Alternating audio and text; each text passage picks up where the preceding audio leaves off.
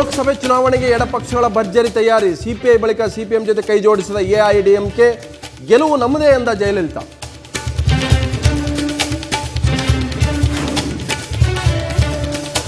ಮೋದಿ ಆಪ್ತರಿಂದ 20 ಕೋಟಿ ಆಫರ್. 9 ಶಾಸಕರ ಜೊತೆ ಬಂದರೆ ಸಿಎಂ ಮಾಡುವ ಆಮಿಷ. ಆಮ್ ಆದ್ಮಿ ಆರೋಪದ ವಿರುದ್ಧ ತಿರುಗಿಬಿದ್ದ ಬಿಜೆಪಿ.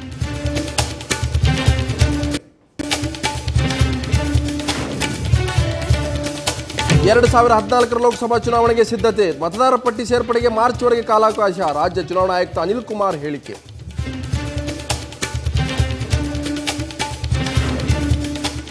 ಟಿಕೆಟ್ ಬಗ್ಗೆ ಯೋಚನೆ ಮಾಡೋಕೆ ಸಮಯ ಇಲ್ಲ. ಅಂಬರೀಶ್ ಜೊತೆ ಯಾವುದೇ ಮನಸ್ತಾಪ ಇಲ್ಲ. ಮಂಡ್ಯದಲ್ಲಿ ಸಂಸದೆ ರಮ್ಯಾ ಸ್ಪಷ್ಟನೆ.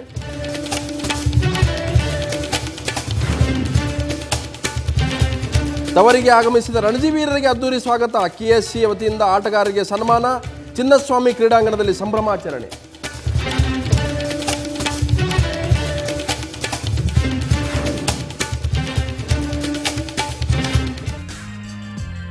ನ್ಯೂಸ್ವರೆಗೆ ಸ್ವಾಗತ. ನಾನು ಲಕ್ಷ್ಮಣ್ ಹೂಗಾರ್. ರಾಷ್ಟ್ರ ರಾಜಕಾರಣದ ಮುಂದಿನ ಲೋಕಸಭಾ ಚುನಾವಣೆ ಯಾವ್ಯಾವ ತಿರುಗಳನ್ನು ಪಡೆದುಕೊಳ್ಳುತ್ತೆ ಗೊತ್ತಿಲ್ಲ. ಆದರೆ ಒಂದಂತೂ ಸ್ಪಷ್ಟ, ಪ್ರತಿಯೊಂದು ರಂಗ, ಅದು ಬಿಜೆಪಿ ನೇತೃತ್ವದ NDA ಇರ್ಬೋದು, ಕಾಂಗ್ರೆಸ್ ನೇತೃತ್ವದ UP ಇರ್ಬೋದು, ಮತ್ತೊಂದು ಕಡೆ ಈಗ ತೃತೀಯ ರಂಗ ಅನ್ನುವಂಥದ್ದು ಒಂದು ಹೊಸ ರೇಖೆ ಮೂಡ್ತಾ ಇದೆಯಲ್ಲ, ಅದು ಕೂಡ ಚೌಕಾಶಿ ರಾಜಕಾರಣಕ್ಕೆ ವೇದಿಕೆ ರೆಡಿ ಮಾಡ್ಕೊಳ್ತಾ ಇದೆ ಅಂತ ಪ್ರಶ್ನೆ. ಬಹುತೇಕ ಜಯಲಲಿತಾ ಮತ್ತು ಎಡಪಕ್ಷಗಳು ಒಕ್ಕೂಟ ಮಾಡಿಕೊಳ್ಳುವಂಥ ಒಂದು ಸ್ಪಷ್ಟ ಸಂದೇಶ ನೀಡ್ತಾ ಇರ್ತಕ್ಕಂಥದ್ದು. ಆ ವಿಷಯದ ಬಗ್ಗೆ ನಾನು ಚರ್ಚೆ ಮಾಡ್ತೀನಿ. ಅದು ಚೌಕಾಶಿ ರಂಗನ ನಿಜಕ್ಕೂ ಕೂಡ ಅನ್ನುವಂಥ ಪ್ರಶ್ನೆ ಇದೆ. ಆ ಚರ್ಚೆ ಮಾಡೋಕ್ಕೆ ಮೊದಲು ಇವತ್ತು ಇಡೀ ಕರ್ನಾಟಕ ಹೆಮ್ಮೆ ಪಡುವಂಥ ರಣಜಿ ಟ್ರೋಫಿಯನ್ನು ಗೆದ್ದು ಬಂದಿರತಕ್ಕಂಥ ವಿನಯ್ ಕುಮಾರ್ ನೇತೃತ್ವದ ಏನು ತಂಡ ಇದೆ, ಅದು ಇಡೀ ನಮಗೆ ಹೆಮ್ಮೆ ತಂದಿರತಕ್ಕಂಥದ್ದು. 15 ವರ್ಷಗಳ ನಂತರ ರಣಜಿ ಟ್ರೋಫಿಯನ್ನು ಗೆದ್ದು ಇವತ್ತು ತಾಯ್ನಾಡಿಗೆ ಮರಳಿರ್ತಕ್ಕಂಥದ್ದು. ಇವತ್ತು ಸಂಭ್ರಮ. ಇವತ್ತು KCಯ ಆ ಕ್ರೀಡಾಂಗಣದಲ್ಲಿ ಮತ್ತು ಇಡೀ ಬೆಂಗಳೂರಿಗೆ ಆಗಮಿಸಿದ ನಂತರ ಇಡೀ ಕನ್ನಡಿಗರು ಹೆಮ್ಮೆ ಪಟ್ಟಿದ್ದಾರೆ.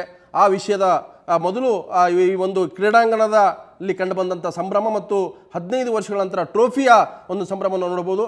ಮೊದಲಿಗೆ ಕ್ರಿಕೆಟ್ ಟ್ರೋಫಿ ಗೆದ್ದು ಬಂದಂಥ ಕರ್ನಾಟಕ ರಣಜಿ ಟೀಮ್ನ ಸುದ್ದಿ ನೋಡ್ಕೊಂಬರೋಣ.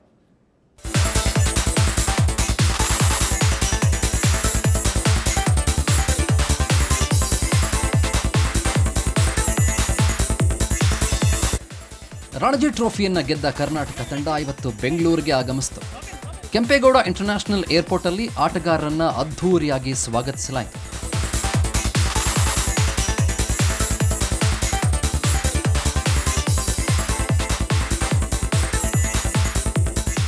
ಕರ್ನಾಟಕದ ಸ್ಟಾರ್ ಬ್ಯಾಟ್ಸ್ಮನ್ ಮನೀಶ್ ಪಾಂಡೆ ಸುವರ್ಣ ನ್ಯೂಸ್ನೊಂದಿಗೆ ತಮ್ಮ ಅನುಭವ ಹಂಚಿಕೊಂಡರು.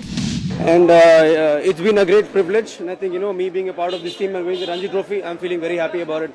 I think, everybody scored, everybody took wickets, everybody scored runs, the performance is really good. So I think everybody's really happy, and that's the reason why we are able to win the Ranji Trophy this year. I think if we keep doing this performance once again, and probably next year and coming on, we'll be winning a lot of Ranji Trophy games. ಇನ್ನು ಚಿನ್ನಸ್ವಾಮಿ ಸ್ಟೇಡಿಯಂಗೆ ಆಟಗಾರರು ಆಗಮಿಸ್ತಾ ಇದ್ದಂತೆ ಪಟಾಕಿ ಸಿಡಿಸಿ ಸಂಭ್ರಮಿಸಲಾಯಿತು.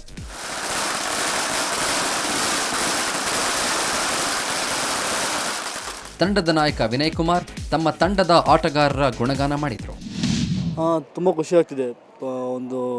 ತುಂಬ ವರ್ಷಗಳಿಂದ Ranji trophy ಗೆಲ್ಲಬೇಕಂತ ಒಂದು ಆಸೆ ಇತ್ತು, ಅದೀಗ ಪೂರ್ತಿಯಾಗಿದೆ. ಈ ಒಂದು ಶ್ರೇಯ ಪೂರ್ತಿ ಟೀಮಿಗೆ ಹೋಗಬೇಕು. ಯಾಕಂದರೆ ಪ್ರತಿಯೊಬ್ಬರು ತುಂಬ ಚೆನ್ನಾಗಿ ಆಡಿದ್ದಾರೆ.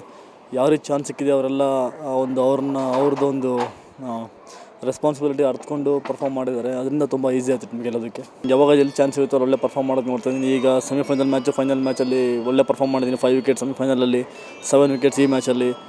ಇವನ್ ಪರ್ಫಾರ್ಮೆನ್ಸ್ಗೆ ಚಾನ್ಸ್ ಸಿಗಲೇಬೇಕು. ಅದ್ರ ಮೇಲೆ ಸಿಕ್ಕಿಲ್ಲ ಅಂದರೆ ಏನೂ ಮಾಡೋಕ್ಕಾಗಲ್ಲ. ನಾನು ಪರ್ಫಾರ್ಮ್ ಮಾಡ್ತಾ ಇರ್ತೀನಿ. ಯಾವ ಚಾನ್ಸ್ ಸಿಗುತ್ತೆ ನೋಡೋಣ.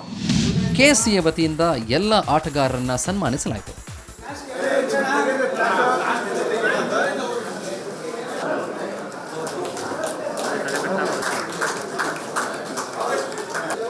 Look here. Abhimanyu Mithil.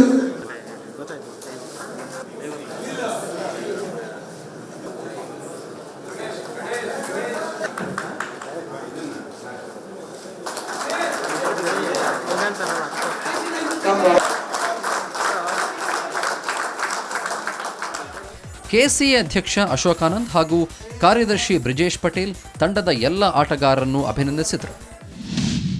Team that get together and win the matches. It's a team's achievement, I suppose. And then I should not forget about the coaches and the support staff who have been always with them. No other team has won so many outright wins. That clearly shows that We are able to take 20 wickets, and the bowling performance has been excellent. Apart from the support what we've got from the batting side, where they've scored a lot of runs to give the bowlers some chance. But this has been really very creditable, that getting 20 wickets in each and every game, consecutive games, which has really made this Ranji Trophy a unique one for Karnataka. Chinnaswamy ಸ್ಟೇಡಿಯಂನಲ್ಲಿ ಹಬ್ಬದ ವಾತಾವರಣ ನಿರ್ಮಾಣವಾಗಿತ್ತು.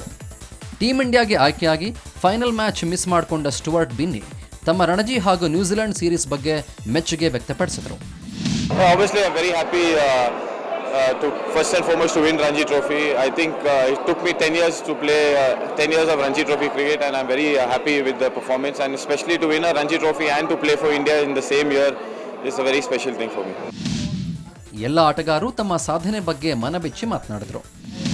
ತುಂಬ ಖುಷಿ sir, 1000 runs ಹೊಡೆದು Ranji trophy ಗೆಲ್ಲಿಲ್ಲ ಅಂದರೆ ಆ ಖುಷಿ ಇರ್ತಾ ಇರಲಿಲ್ಲ. ಅಷ್ಟು ರನ್ಸ್ ಹೊಡೆದು ರಂಜಿ ಟ್ರೋಫಿ ಗೆದ್ದಿದ್ದೀವಿ ಅನ್ನೋದು ಒಂದು ಸಖತ್ ಪ್ರೌಡ್ ಮೂಮೆಂಟ್ ನಮ್ಮೆಲ್ಲರಿಗೂ, ಒಂದು ದೊಡ್ಡ ಅಚೀವ್ಮೆಂಟ್ ನಮ್ಮೆಲ್ಲರಿಗೂ. ಸರ್, ಫೈನಲ್ಸ್ ರಂಜಿ ಟ್ರೋಫಿ ತುಂಬ ದೊಡ್ಡ ಸ್ಟೇಜ್, ನಮ್ಮೆಲ್ಲರದ್ದು ಡ್ರೀಮ್ ಇತ್ತು. 4 ವರ್ಷ ಹಿಂದೆ ಸೋತಿದ್ವಿ, ಅದು ನಾವಿರಲಿಲ್ಲ ಟೀಮಲ್ಲಿ, ಅಂದ್ರೂ ನಮ್ಮ ಟೀಮಲ್ಲಿ ಇದ್ದವರು ನಮ್ಗೆ ಹೇಳ್ಕೊಂಡ್ರು ಅವ್ರ ನೋವು, ಅದು ಆ ಫೀಲಿಂಗ್ ನಮಗೆ ಇನ್ನೊಂದು ಸತಿ ಫೀಲ್ ಮಾಡೋಕ್ಕೆ ಬೇಕಿರಲಿಲ್ಲ. ಅದಕ್ಕೆ ನಮ್ಮ ಕ್ಯಾಪ್ಟನು, ನಮ್ಮ ಕೋಚಸ್, ನಮ್ಮ ಟೀಮ್ಮೇಟ್ಸ್ ಎಲ್ಲರೂ ನನಗೆ ಸ್ವಲ್ಪ ಪುಷ್ ಮಾಡಿದ್ರು. ಅದೇ ಲಾಸ್ಟ್ ಟೈಮ್ ತುಂಬ ಕ್ಲೋಸ್ ಮ್ಯಾಚ್ ಇತ್ತು, ಆ ಮ್ಯಾಚ್ ಸೋತಿದ್ದು ಇನ್ನೂ ಹರ್ಟ್ ಆಗ್ತಾಯಿತ್ತು. ಸೊ ಈಗ ಗೆದ್ದಿದ್ದೀವಲ್ಲ, ತುಂಬ ಖುಷಿ ಅನಿಸ್ತಾ ಇದೆ. ಅದೇ ನಾನು ಹೇಳ್ದಂಗೆ ನನಗೆ ಸ್ವಲ್ಪ ನಂಬರ್ 7 ಆಡಿಸಿದ್ದು, ಅದು ನಾನು ಯೂಶ್ವಲಿ ಲಾಸ್ಟ್ 3-4 ಇಯರ್ಸಲ್ಲಿ ನಂಬರ್ 3 ಆಡ್ತಾಯಿದ್ದೆ. ಸೊ ನಂಬರ್ 7 ಸ್ವಲ್ಪ ಪ್ರೆಷರ್ ಸಿಚುವೇಷನ್ಸಲ್ಲೂ ಆಡಿದ್ದೆ, ಆದರೆ ಅಷ್ಟೊಂದು ಕನ್ಸಿಸ್ಟೆಂಟಾಗಿ ಆಡಿರಲಿಲ್ಲ. ಸೊ ನಂಬರ್ 3 ಚಾನ್ಸ್ ಸಿಕ್ತು, ಫೈನಲಲ್ಲಿ ಆ ಚಾನ್ಸ್ ತೊಗೊಳ್ಳೋಣ ಅಂತ ಆಡಿದೆ. ಸೊ ಚೆನ್ನಾಗಿ ನಡೀತು. ಇನ್ನು ಫೈನಲ್ ಮ್ಯಾಚಲ್ಲಿ 6 ಮೂಲಕ ಗೆಲುವಿನ ರನ್ ಬಾರಿಸಿದ ಕರುಣ್ ನಾಯರ್ ಕೂಡ ತಮ್ಮ ಹ್ಯಾಟ್ರಿಕ್ ಸೆಂಚುರಿ ಬಗ್ಗೆ ಮಾತನಾಡಿದರು. The distance and a comprehensive victory here for Karnataka, winning by 7 wickets, and look at this celebration there. New champions Karnataka. So ಹೆಂಗೆ ಅನಿಸ್ತಾ ಇದೆ? ಫಸ್ಟ್ ಡೆಬ್ಯೂಟ್ ಸೀಸನಲ್ಲೇ ನೀವು ರಂಜಿ ಟ್ರೋಫಿ ಚಾಂಪಿಯನ್ಸ್ ಆದ್ರಿ. ಸೊ ಎಷ್ಟು ಪ್ರೆಷರ್ ಇದೆ? ಅಷ್ಟೊಂದು ಏನು ಪ್ರೆಷರ್ ಹಾಕಿಲ್ಲ, ನಮ್ಮ ಕೋಚಸ್ ಆಗಲಿ ಸಪೋರ್ಟ್ ಸ್ಟಾಫ್ ಆಗಲಿ ಏನೂ ಪ್ರೆಷರ್ ಹಾಕಿಲ್ಲ. ತುಂಬ ಕಾನ್ಫಿಡೆನ್ಸ್ ಕೊಟ್ಟು ನಮಗೆ ದಟ್ ಏನೋ ಪ್ರೆಷರ್ ತೊಗೊಳ್ಳೋದು ಬೇಡ, ಜಸ್ಟ್ ಹೋಗಿ ನ್ಯಾಚುರಲ್ ಗೇಮ್ ಆಡಂತ. 2010ರ ರಣಜಿ ಫೈನಲ್ ಮ್ಯಾಚಲ್ಲಿ ಕರ್ನಾಟಕ 6 ರನ್ಗಳಿಂದ ಸೋತೋಗಿತ್ತು. ಆಗ ತಂಡದ ನಾಯಕರಾಗಿದ್ದು ರಾಬಿನ್ ಉತ್ತಪ್ಪ. ಈ ಬಾರಿ ಗಾಯಾಳುವಾಗಿ ಕೆಲವು ಪಂದ್ಯಗಳನ್ನು ಆಡಿದರೂ ಕೂಡ ಅತ್ಯುತ್ತಮವಾಗಿ ಆಟವನ್ನು ಆಡಿದ್ದಾರೆ ರಾಬಿನ್ ಉತ್ತಪ್ಪ. ಈ ಬಗ್ಗೆ ರಾಬಿನ್ ಹೀಗೆ ಹೇಳ್ಕೊಂಡ್ರು. After Brijesh Patel, that's gone through. Karnataka Ranji trophy ಗೆದ್ದಂತಹ ತಂಡದಲ್ಲಿದ್ದಂತಹ ರಾಬಿನ್ ಉತ್ತಪ್ಪ ಇವತ್ತು ನಮ್ಮ ಜೊತೆ ಇದ್ದಾರೆ. ಅವರ ಗೆಲುವಿನ ಸಂಭ್ರಮವನ್ನು ನಮ್ಮ ಜೊತೆ ಹಂಚಿಕೊಂಡಿದ್ದಾರೆ. ಬನ್ನಿ ಅವ್ರ ಏನಂತೇಳಿ. ಉತ್ತಪ್ಪ, ಈ ಸಂದರ್ಭದಲ್ಲಿ ಏನು ಅನಿಸ್ತಾ ಇದೆ ನಿಮಗೆ? ತುಂಬ ಖುಷಿ ಅನಿಸ್ತಾ ಇದೆ. ನಾವೊಂದು ಡ್ರೀಮ್ ಕಮ್ ಟ್ರೂ ಥರ ಫೀಲಿಂಗ್ ಇದೆ ಆ್ಯಕ್ಚುಲಿ. ಯಾಕಂದರೆ ಹುಡುಗರು ತುಂಬ ಕಷ್ಟಪಟ್ಟಿದ್ದಾರೆ. ನಾವು ಇಂಡಿವಿಜುವಲಿ ನಮ್ಮ ಗೇಮ್ ಮೇಲೆ ಕಷ್ಟಪಟ್ಟಿದ್ದೀವಿ. ಸೊ ಅದರಾಗಿ ಫೈನಲ್ಸಲ್ಲಿ ಡಿಫಿಕಲ್ಟ್ ಸಿಟ್ಯುವೇಷನ್ಸ್ ಆಚೆ ಬಂದು ಪುನಃ ವಿನ್ನಿಂಗ್ ಸಿಟ್ಯುವೇಷನ್ ತೊಗೊಂಬಂದ್ಬಿಟ್ಟು ಮ್ಯಾಚನ್ನು ಗೆಲ್ಲೋದು. ಸೊ ಎಲ್ಲರೂ ತುಂಬ ಖುಷಿಯಾಗಿದ್ದಾರೆ. 2010ನಲ್ಲಿ ಮಿಸ್ ಆಗಿತ್ತು ಕಪ್ಪು, ಅವಾಗ ನೀವು ಕ್ಯಾಪ್ಟನ್ ಆಗಿದ್ರಿ, ಈಗ ವಿನಯ್ ಕ್ಯಾಪ್ಟನ್ ಆಗಿದ್ದಾರೆ. ಅದರ ಡಿಫ್ರೆನ್ಸ್ ಏನು ಅಂತ? ಅದಕ್ಕೆ ಡಿಫ್ರೆನ್ಸ್ ಏನಿಲ್ಲ, ಸೇಮ್ ಟೀಮ್ ಆಗಿತ್ತು, ಸೇಮ್ ಕೋರ್. ಎಲ್ಲರಿಗೂ ಅದೇ ಆಸೆ ಇತ್ತು ಟೂರ್ನಮೆಂಟ್ ಗೆಲ್ಲಬೇಕಂತ. ಸೊ ಅದೇ ಆಸೆ ಇದರಿಂದ ಸೊ ಆ ಪ್ಯಾಷನ್ ಇತ್ತು ಗೆಲ್ಲಬೇಕು ಅಂತ. ಸೊ ಎಲ್ಲರೂ ಒಟ್ಟಿಗೆ ಕಷ್ಟಪಟ್ಟಿದ್ದಾರೆ, ಇಂಡಿವಿಜುವಲಿ ಕಷ್ಟಪಟ್ಟಿದ್ದಾರೆ ಅವ್ರ ಗೇಮ್ ಮೇಲೇ. ಸೊ ಅದರಿಂದ ನಾವು ಗೆದ್ದಿದ್ದೀವಿ ಅಂತ ಅನಿಸುತ್ತೆ.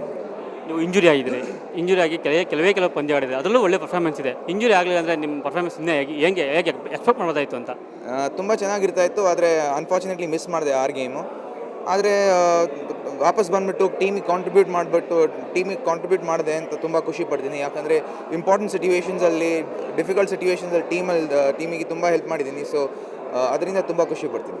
ಇರಾನಿ ಟ್ರೋಫಿ ಇದೆ, ಇರಾನಿ ಟ್ರೋಫಿ ಪರ್ಫಾರ್ಮೆನ್ಸ್ ಮಾಡಿದ್ರೆ ಟೀಮ್ ಇಂಡಿಯಾ ಕಮ್ ಬ್ಯಾಕ್ ಮಾಡೋವಂಥ ಒಳ್ಳೆ ಚಾನ್ಸಸ್ ಸಿಗುತ್ತೆ. ಯಾವ ರೀತಿ ರೆಡಿ ಆಗ್ತಾ ಇದ್ದೀರಾ?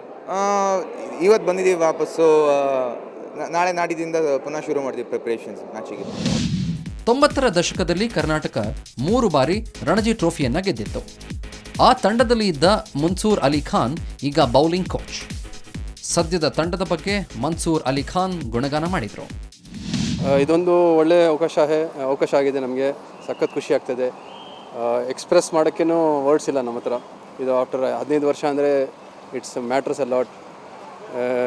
ಇದು ಆಗಿದ್ದೇನೆಂದರೆ ಒಂದು ಒಳ್ಳೆ ಬಂಚ್ ಆಫ್ ಹುಡುಗರು ಇದ್ದಾರೆ ನಮ್ಮ ಹತ್ರ. ಬ್ಯಾಟ್ಸ್ಮನ್, ಬೌಲರ್, ಫೀಲ್ಡಿಂಗ್, ಟೋಟಲ್ ಎಲ್ಲ ಡಿಪಾರ್ಟ್ಮೆಂಟ್ ಚೆನ್ನಾಗಿ ಮಾಡಿದ್ವಿ. ಅದಕ್ಕೆ ರಂಜಿ ಟ್ರೋಫಿ ಗೆದ್ದಿದ್ದು. ಎಲ್ಲರಿಗೆ ಒಂದು ಡ್ರೀಮ್ ಇತ್ತು ಶುರು ಆಗೋದು ಮುಂಚೆನೇ, ಈ ಸಲ ಗೆಲ್ಲಲೇಬೇಕು ಅಂದ್ಬಿಟ್ಟು. ಎಲ್ಲ ಹುಡುಗರಿಗೆ ಒಂಥರ ವೆರಿ ಹಂಗರ್ ಇದ್ರು, ಅದಕ್ಕೆ ಗೆದ್ದಿದ್ದು. 2010ನಲ್ಲಿ ಜಸ್ಟ್ ಮಿಸ್ ಆಯಿತು 6 ರನ್ನಿಂದ, ಅದನ್ನು ಈ ಸಲ ಸಾಧಿಸಿದ್ರೆ. ಹೌದು, ಏನಕ್ಕಂದರೆ ಎಲ್ಲ ಹುಡುಗರಿಗೆ ಗೆದ್ದಿರುತ್ತೆ. ಅಷ್ಟು 6 ರನ್ ಸೋತಿದ್ದೆ ಅಂದರೆ ಒಂಥರ ಮನಸ್ಸಿನಲ್ಲಿ ನೋವಿರುತ್ತೆ. ಅದು ಎಲ್ಲರಿಗೂ ಗೆಲ್ಲಬೇಕು ಅನ್ಸುತ್ತೆ. ಸೊ ಇವಾಗ ರೈಟ್ ಕಾಂಬಿನೇಷನ್ ಸಿಕ್ತು, ಅದಕ್ಕೆ ಗೆದ್ದರು.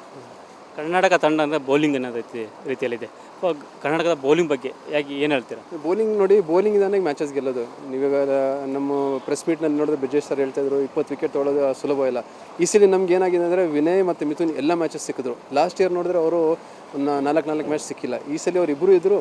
ಅದಕ್ಕೇನಾಯ್ತು ಅಂದರೆ ಪ್ಲಸ್ ನಮಗೆ ಒಂದು ಸ್ಪಿನ್ನರು ಬೇಕಾಯಿತು. ಈಗ ಶ್ರೇಯಸ್ ಗೋಪಾಲ್ ಬಂದು ಅದು ಕಂಪ್ಲೀಟ್ ಮಾಡಿಬಿಟ್ರೆ ಟೀಮ್ ನಮಗೆ. ಅದಕ್ಕೆ ಚೆನ್ನಾಗಿ ಮಾಡಿದ್ರು. ಇನ್ನೊಂದೇನೆಂದರೆ Sharath one of the most talented bowler. ಅವನ ಹತ್ರ ಎಕ್ಸ್ಟ್ರಾ ಎನರ್ಜಿ ತೊಗೊಂಡ್ಬರ್ತಾನೆ ಟೀಮ್ನಲ್ಲಿ. ಅವ್ನು ಬಂದಿದ ತಕ್ಷಣ ಒಂಥರ ಜೋಶ್ ಇರುತ್ತೆ ಟೀಮ್ನಲ್ಲಿ. 15 ವರ್ಷಗಳ ನಂತರ ಕರ್ನಾಟಕಕ್ಕೆ ರಣಜಿ ಟ್ರೋಫಿಯನ್ನು ತಂದುಕೊಟ್ಟ ತೃಪ್ತಿ ಆಟಗಾರರಿತ್ತು.